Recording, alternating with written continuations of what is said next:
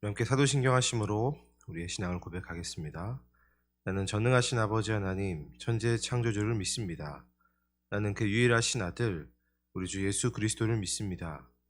그는 성령으로 잉태되어 동정녀 마리아에게서 나시고 본디오 빌라도에게 고난을 받아 십자가에 못 박혀 죽으시고 장사된 지 사흘 만에 죽은 자 가운데서 다시 살아나셨으며 하늘에 오르시어 전능하신 아버지 하나님 우편에 앉아 계시다가 거기로부터 살아있는 자와 죽은 자를 심판하러 오십니다. 나는 성령을 믿으며 거룩한 공교회와 성도의 교제와 죄를 용서받는 것과 몸의 부활과 영생을 믿습니다. 아멘. 우리 찬송가 542장 찬송하겠습니다. 찬송가 542장입니다. 구주 예수 의지함이 심히 기쁜 일일세. 영생 허락 받았으니 의심 아주 없도다. 예수 믿는 것은 받은 증거 많도다. 예수 귀한 예수 믿음 더욱 주소서. 구주 예수 의지함이 심히 기쁜 일일세. 주를 믿는 나의 마음 그의 피에 적시네. 예수 믿는 것은 받은 증거 많도다. 예수 귀한 예수 믿음 더욱 주소서. 구주 예수 의지하여 죄악 벗어버리네. 안위 받고 영생함을 주께 모두 얻었네. 예수 믿는 것은 받은 증거 많도다. 예수 귀한 예수 믿음 더욱 주소서. 구주 예수 의지하여 구원함을 얻었네. 영원 무궁지나도록 주여 함께 하소서. 예수 믿는 것은 받은 증거 많도다. 예수 귀한 예수 믿음 더욱 주소서. 아멘. 아멘. 오늘 우리에게 주신 하나님의 말씀을 함께 읽도록 하겠습니다. 마태복음 17장 14절에서부터 27절까지의 말씀입니다.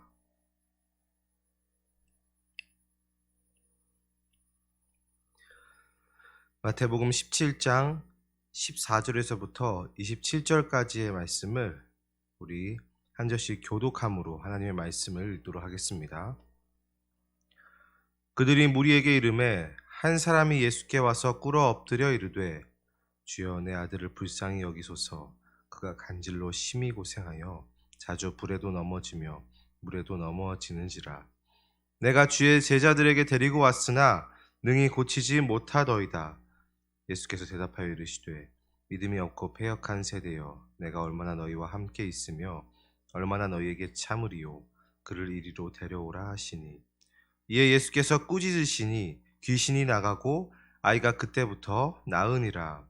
이때 제자들이 조용히 예수께 나아와 이르되 우리는 어찌하여 쫓아내지 못하였나이까. 이르시되 너희 믿음이 작은 까닭이니라. 진실로 너희에게 이르노니 만일 너희에게 믿음이 겨자씨 한 알만큼만 있어도 이 산을 명하여 여기서 저기로 옮겨지라 하면 옮겨질 것이요 또 너희가 못할 것이 없으리라. 갈릴리에 모일 때에 예수께서 제자들에게 이르시되 인자가 장차 사람들의 손에 넘겨져 죽임을 당하고 제3일에 살아나리라 하시니 제자들이 매우 근심하더라. 가버나움에 이르니 반세계를 받는 자들이 베드로에게 나와 이르되 너의 선생은 반세계를 내지 아니하느냐.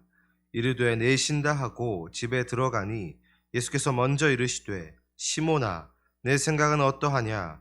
세상 임금들이 누구에게 관세와 국세를 받느냐. 자기 아들에게냐 타인에게냐. 베드로가 이르되 타인에게니이다. 예수께서 이르시되 그렇다면 아들들은 세를 면하리라. 그러나 우리가 그들이 실족하지 않게 하기 위하여 내가 바다에 가서 낚시를 던져 먼저 오르는 고기를 가져 입을 열면 돈 1세겔을 얻을 것이니 가져다가 나와 너를 위하여 주라 하시니라. 아멘. 네, 어느덧 이번 주가 사순절 첫째 주간입니다. 예수님 안에서 사순절 잘 보내고 계십니까? 이 사순절을 시작하면서 이번 주부터 저희 중고등부가 시작한 캠페인이 있습니다. 그동안 사순절이라고 해서 기도 릴레이도 해보고 금식도 해보고 또한 묵상도 올려보고 여러 가지 캠페인들을 많이 했는데요. 이번에는 조금 특별한 금식을 하기로 결정했습니다.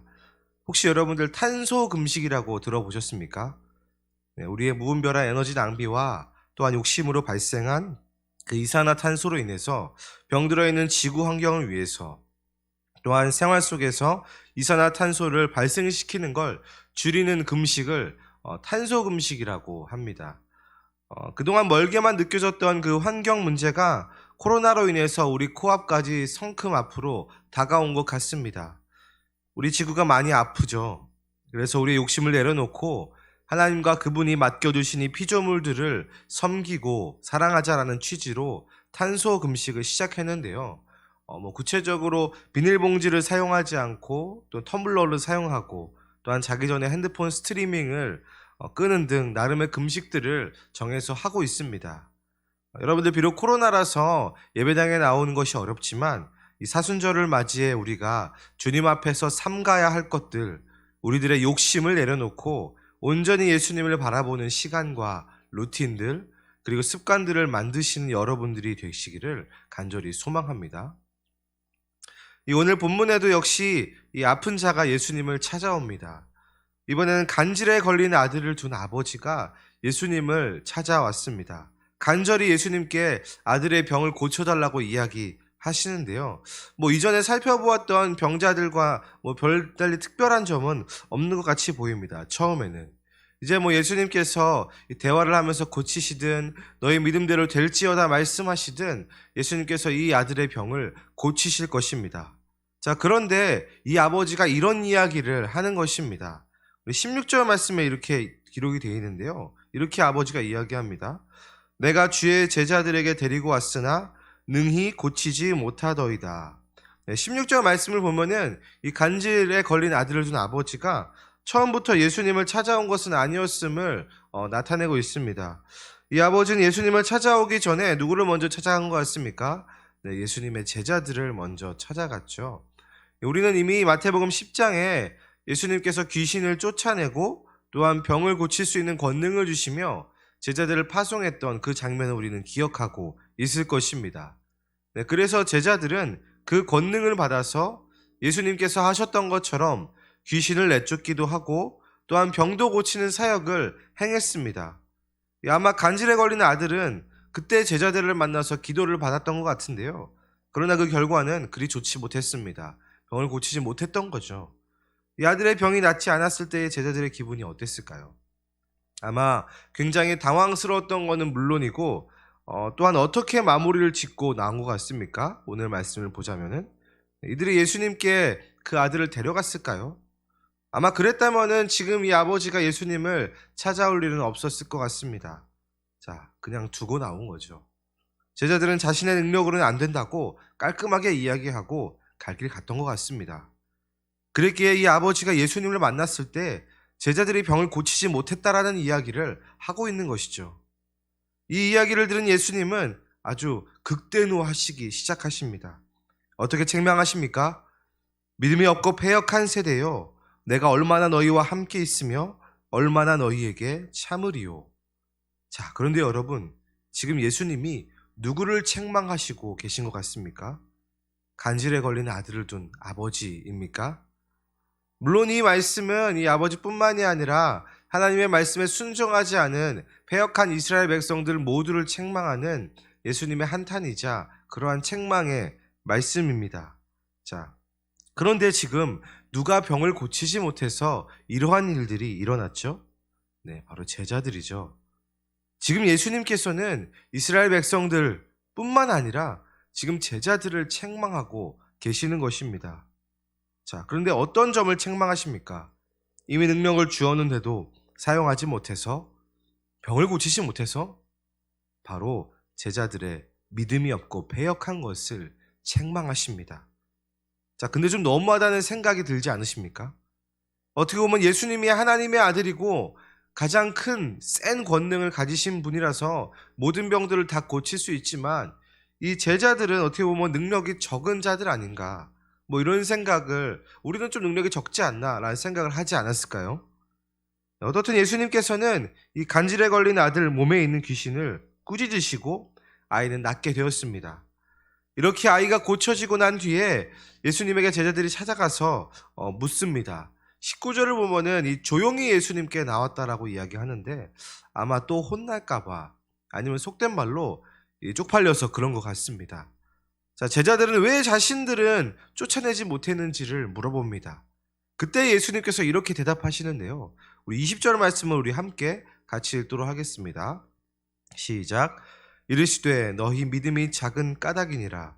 진실로 너희에게 이르노니 만일 너희에게 믿음이 겨자씨 한 알만큼만 있어도 이 산을 명하여 여기서 저기로 옮겨지라 하면 옮겨질 것이요 또 너희가 못할 것이 없으리라. 아멘.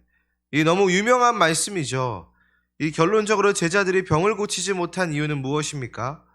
네, 믿음이 없어서, 특별히 아주 겨자씨 한 알만큼 아주 작은 믿음만 있어도 산이 옮겨지는 기적이 발생하는데 바로 그 믿음이 없었기 때문에 제자들이 병을 고치지 못했다라고 예수님은 진단하고 있습니다. 자, 그런데 여러분, 정말 제자들에게는 그 정도의 믿음도 없었을까요? 여기서 예수님께서 말씀하시는 믿음이 무엇인지가 21절에 이렇게 나옵니다. 물론 성경에는 없음이라고 적혀 있지만 이 이야기를 적고 있는 마가복음 9장 29절에는 뒤에 이렇게 적혀 있습니다.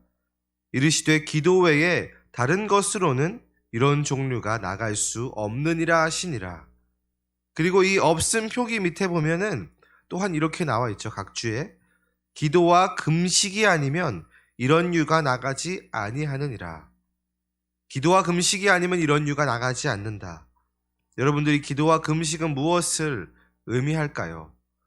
우리가 보통으로 알고 있는 기도와 금식은 하나님을 바라보는 행위입니다. 하나님을 바라고 주님께 우리의 기도를 드리고 우리의 마음의 소원을 아뢰고 또 하나님 앞에 간구하는 그런 시간이 기도와 금식의 시간입니다. 자, 그렇다면은 예수님께서 책망하신 이유, 이들의 문제를 진단하신 이유가 과연 제자들이 기도하지 않고 그리고 또한 금식하지 않아서 병을 못 고친다라고 이야기하는 걸까요? 소위 밥 굶고 기도하라는 이야기입니까?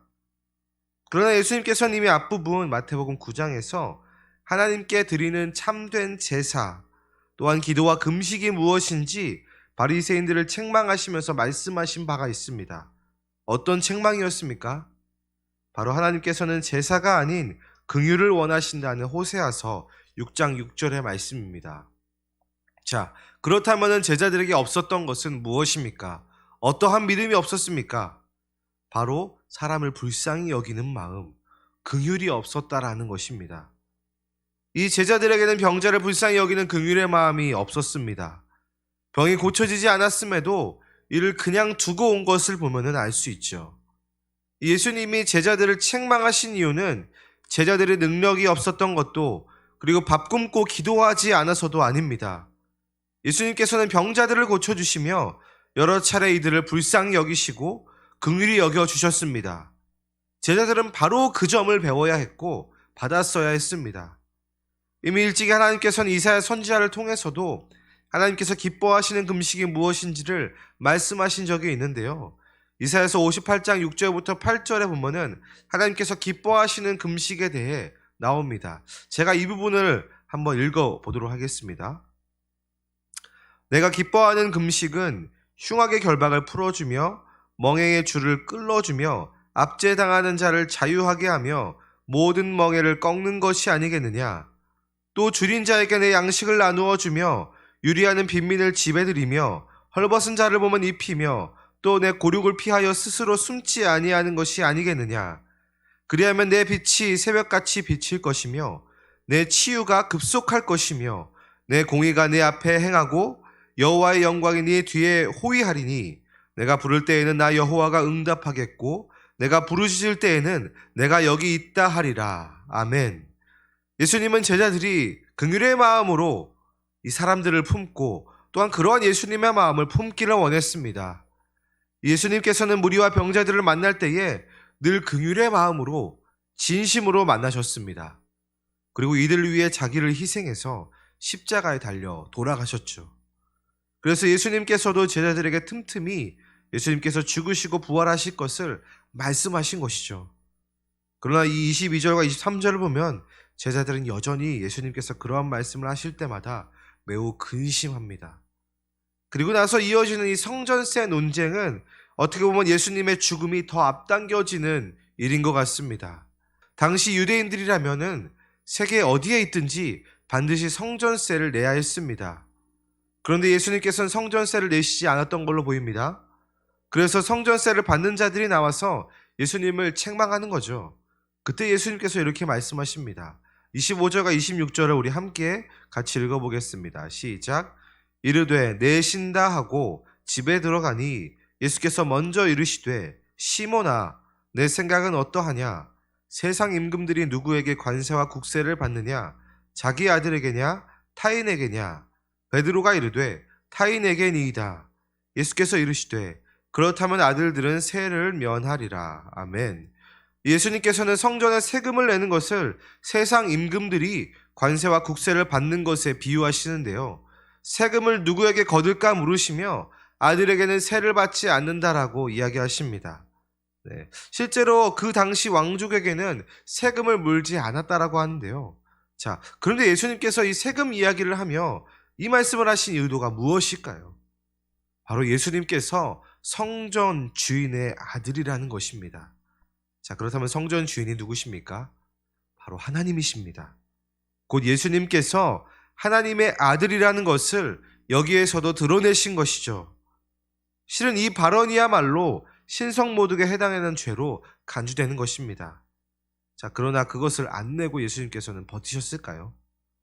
예수님께서는 아직 때가 되지 않으셨기에 시몬과만 이런 대화를 하시고 또한 성전세를 내시게 됩니다. 그런데 그 방법이 아주 기가 막힙니다. 이 바다에 가서 낚시를 해서 먼저 잡는 물고기 입에서 한 세개를 얻어내심으로 모든 만물을 다스리는 권위가 있음을 보여주시면서 오늘 말씀이 마무리가 됩니다. 말씀을 정리하겠습니다. 우리는 제자들의 모습을 보며 우리 자신을 먼저 돌아보아야 합니다. 여러분, 우리에게는 이 마태복음 전반에 흐르고 있는 이 긍휼의 마음이 있습니까? 아니면 혹시 받을 은혜만 세고 있지는 않으십니까? 받지 못해서 원망하고 계십니까? 진짜 우리가 받아야 할 것은 형제와 이웃을 향한 긍휼의 마음이어야 함을 기억하시기를 바랍니다. 특별히 이 사순절을 보내는 우리의 삶은 어떠십니까? 이 사순절을 맞이해 온갖 금식들과 기도들을 작정해서 많이 하죠. 그러나 긍휼이 없는 기도와 금식이라면 하나님께서 기뻐하지 않으십니다. 우리의 기도와 금식, 간절함에는 항상 이웃을 향한 긍휼한 마음이 있어야 합니다. 그것이 하나님께서 원하시는 기도와 금식이라는 것을 기억해야 합니다. 긍휼함은 반드시 우리가 가진 것을 나눔으로 증명되며 흘러가게 됩니다. 우리에게 주신 물질에는 반드시 우리의 일용할 양식 이외에 나누어야 할 것도 같이 주어진다는 것을 믿음으로 받으시고 흘려보낸 여러분들이 되시기를 바랍니다. 자, 그러면서 우리가 또한 기억해야 할 것은 하나님께서 우리의 삶의 주인이심을 매일마다 기억해야 합니다. 하나님이 우리의 삶의 주인이시기 때문에 우리도 그 주인이신 예수님을 따라서 긍휼을 흘려보내는 삶을 지속적으로 살아내야 한다는 것이죠. 특별히 우리의 삶으로 이 말씀을 가져와 볼 때에 우리는 우리의 모든 소득과 물질이 하나님께로부터 왔다는 의미로 그 첫걸음으로 우리 11조를 드리고 있죠. 이것이 구약의 개념이기에 신약 시대에는 11조를 내는 것은 옳지 않다라는 그런 이야기를 하는 사람들이 몇몇 있습니다만, 오히려 예수님께서 구약의 율법을 완성하셨기에 우리는 10의 1조뿐만이 아니라 2조도 3조도 하나님이 우리의 삶의 전부라는 표현으로 자유롭게 전부를 드리는 것까지 가능해졌다라는 것입니다. 여러분들 11조를 드리고 헌금을 드리는 이유가 무엇입니까? 바로 하나님께서 우리의 삶의 주인이라는 것을 현대사회의 우리의 삶을 유지하게 하는 이 생활비를 쪼개서 믿음으로 고백하는 것입니다. 이 11조도 헌금도 성도가 반드시 지켜야 할 아주 최소한의 의무이자 최소한의 믿음의 고백인 것입니다. 그리고 그러한 헌금을 모아서 교회의 이름으로, 예수님의 이름으로 형제를 돕고 이웃을 돕는 것입니다. 교회의 긍휼과 구제는 그렇게 이루어지는 것임을 여러분들은 아주 잘 알 것입니다. 예수님도 자신의 성전의 주인이심에도 실족하지 않게 하기 위해서 성전세를 내시며 그 성전뿐만 아니라 이 모든 만물의 주인이 하나님이시고 그분의 아들이 예수 그리스도다라는 것을 나타내 주셨습니다. 하물며 우리는 어떠해야 하겠습니까? 이 방점이 돈을 내는 것이 아닙니다. 제가 말씀드리는 것을 오해하시고 문자적으로 받아들이지 않으시기를 바랍니다. 여러분, 하나님을 우리의 삶의 주인으로 모시고 있다면 그 삶에서도 그걸 인정하고 믿는 믿음의 행위가 나오는 것이 정상임을 기억하시기를 바랍니다. 어떻게 보면 우리가 드리는 물질은 이 모든 만물의 주인이신 하나님 앞에는 정말 겨자씨 한 알보다도 더 작은 것들입니다. 그런데 주님께서 그렇게 기꺼이 드린 우리의 물질을 통해서 산을 옮길 만한 역사들을 주께서 이루시겠다고 지금 말씀하시며 우리의 삶을 도전하고 계십니다. 여러분들, 우리가 나누어야만, 우리가 주님께 드리고 이웃을 향한 긍휼의 마음을 품고 나누어야만 형제와 이웃을 돌볼 수 있습니다. 예수님께서는 그저 나만 바라보고 나만 불쌍히 여기고 긍휼히 여기는 지독한 자기중심적인 죄에서 우리를 구원하셨다라는 것을 이번 사순절 기간 동안 기억하시기를 바랍니다. 이 시간 우리 함께 기도하겠습니다. 예수 그리스도의 죽으심과 부활을 기억하는 이 사순절에 예수님의 긍휼의 마음을 품게 하여 주시옵소서. 기도와 긍휼에 앞서 긍휼을 흘려보내는 우리가 되게 하여 주시옵소서. 우리의 이기적인 마음, 욕심들 주님 앞에 내려놓습니다. 예수 그리스도의 죽으심과 부활을 기억하는 사순절, 예수님의 긍휼의 마음을 품게 하여 주시옵소서.